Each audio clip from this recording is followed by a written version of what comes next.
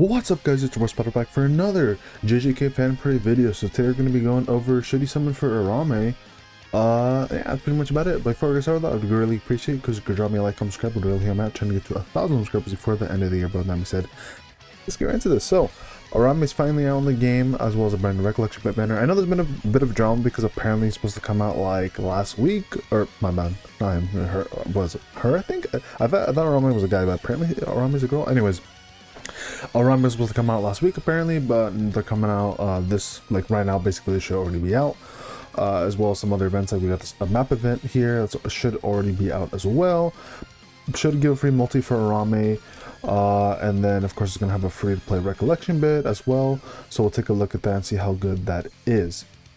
As well as we're gonna have this new event here as well, which is one guaranteed SSR character or SSR character probability times 10. So I guess this is like you get one guaranteed character, and then over here it's like a multi where you can get maybe more than one.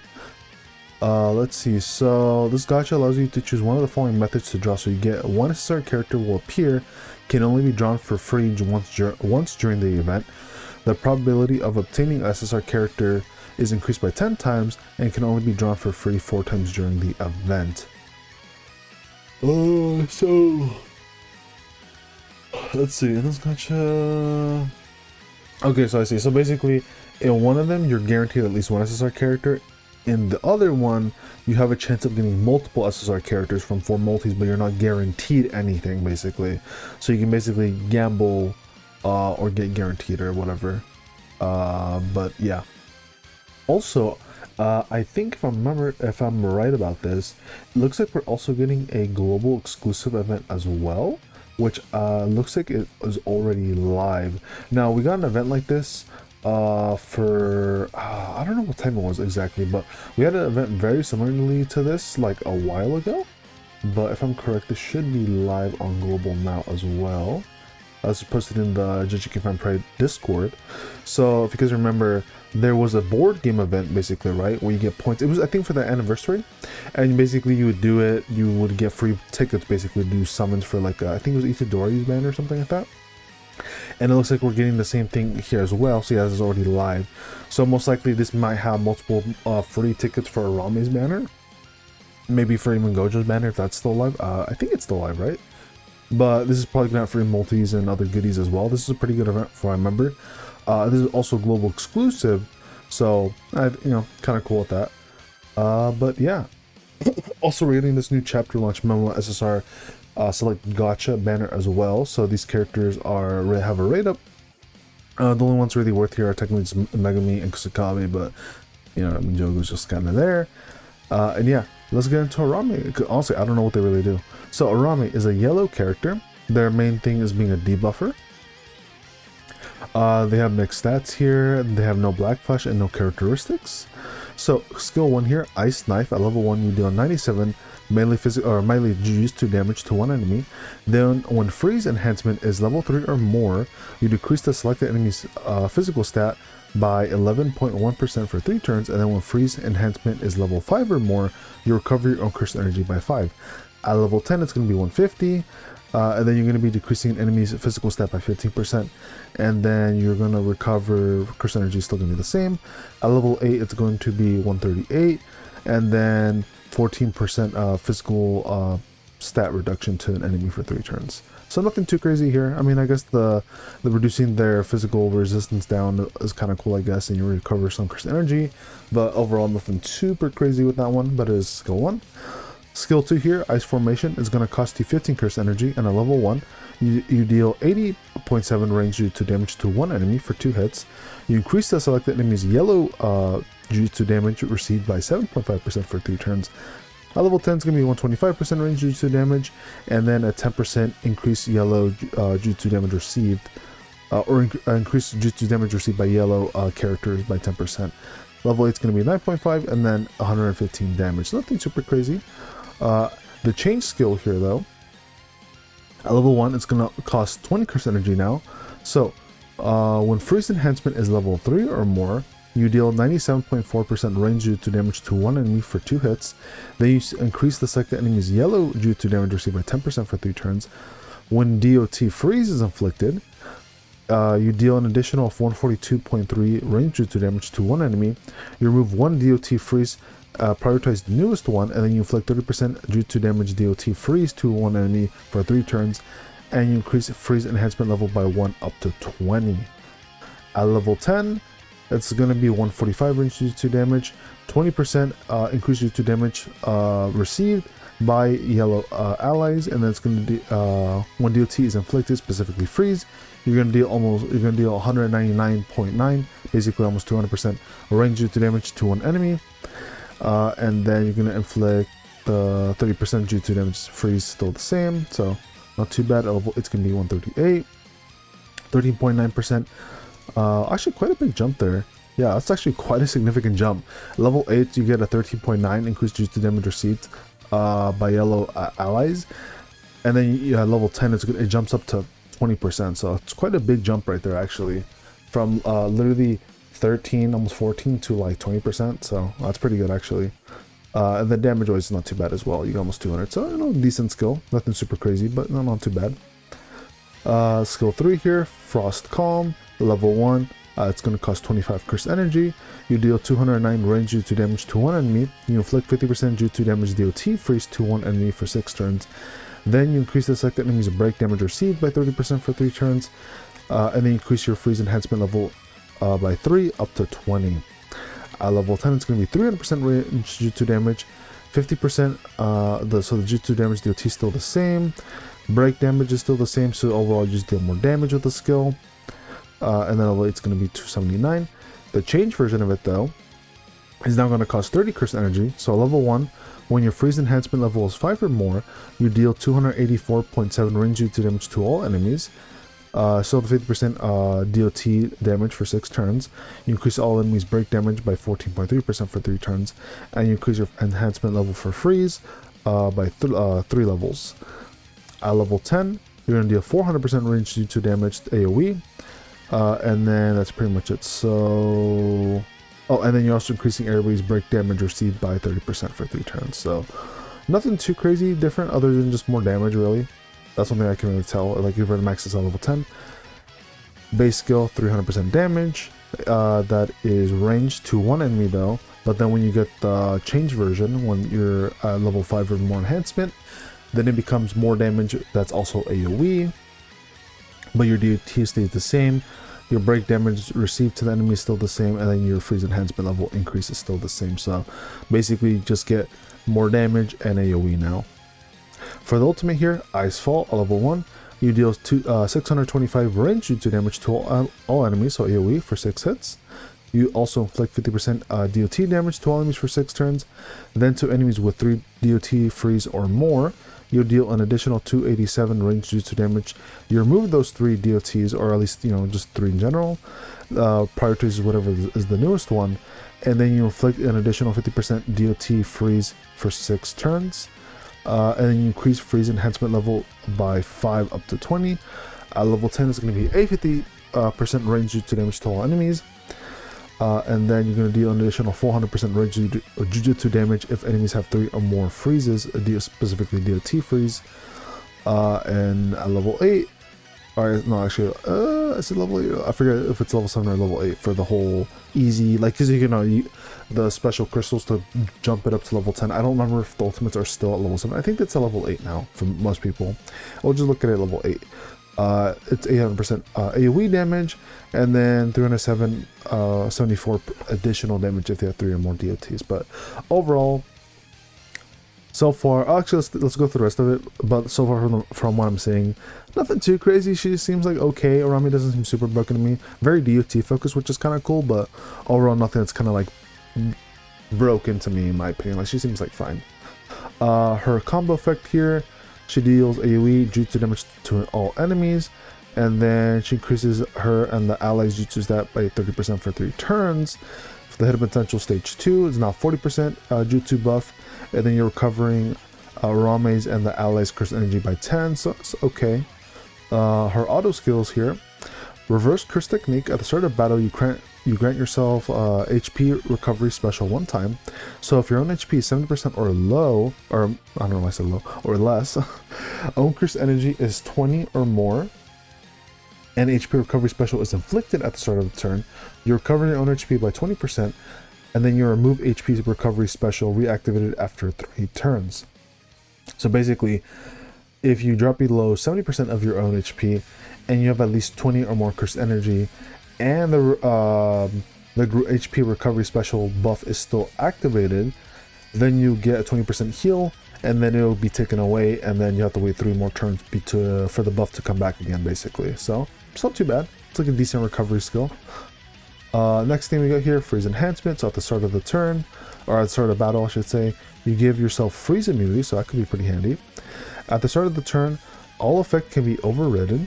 You increase your own jutsu stat by 4.8%, cannot be stacked. Effect can scale per freeze enhancement level up to a maximum of 30% at level 15. Increases all enemies yellow type damage received by 30%, cannot be stacked.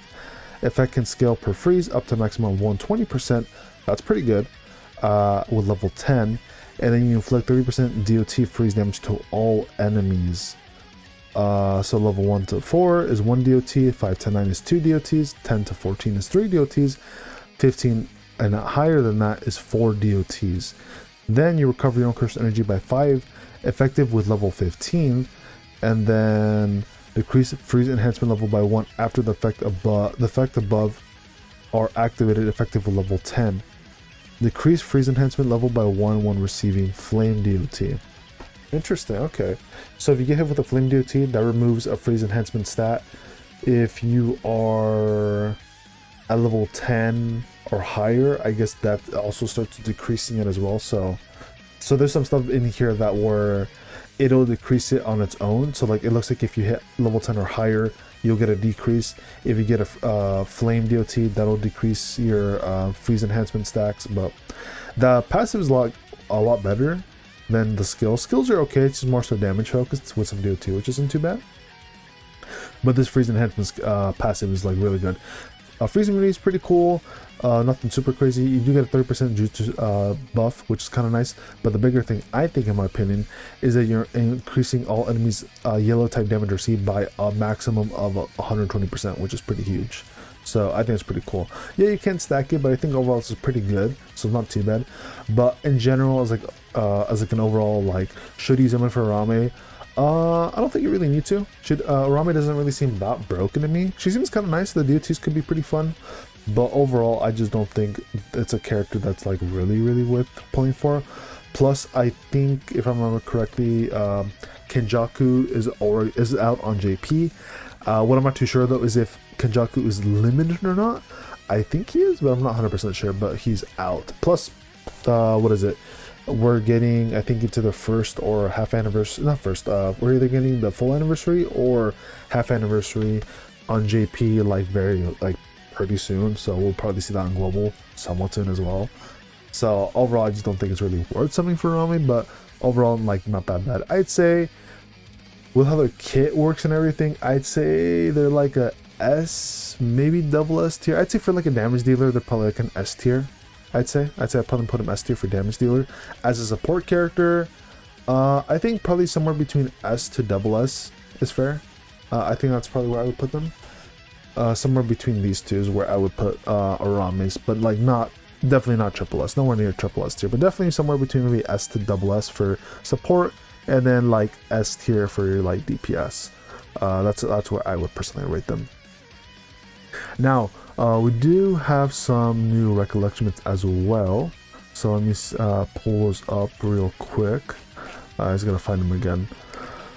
Oh, because I forgot to pull them out. Let's see, Uraume. Here we go. See, because I don't know what these do, so let's take a look. So here's gonna be the gacha one. So it's going to be mixed damage, a little bit more towards Jujutsu damage, which makes sense because Uraume is more so Jujutsu focused.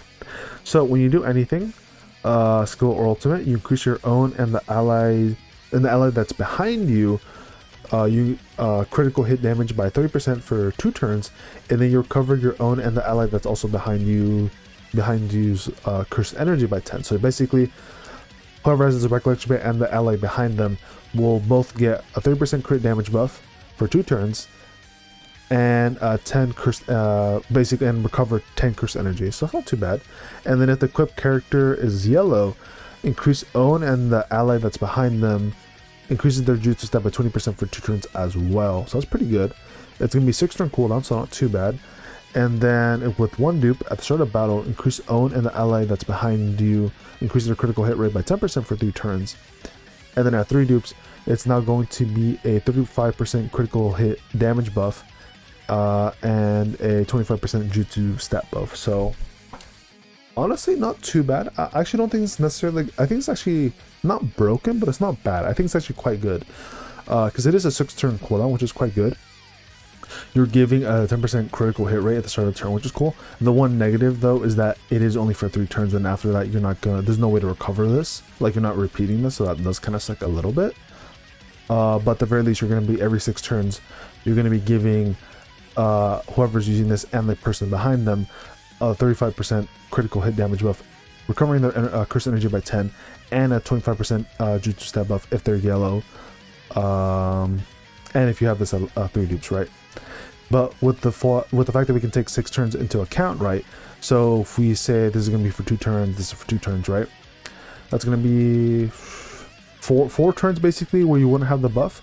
So after 4 turns, you can reapply the buff if you want to go back to back basically, and then you know it's pretty good. So overall, I think it's not bad. I'd say if we go to like the tier list for this, definitely on support offensive one here.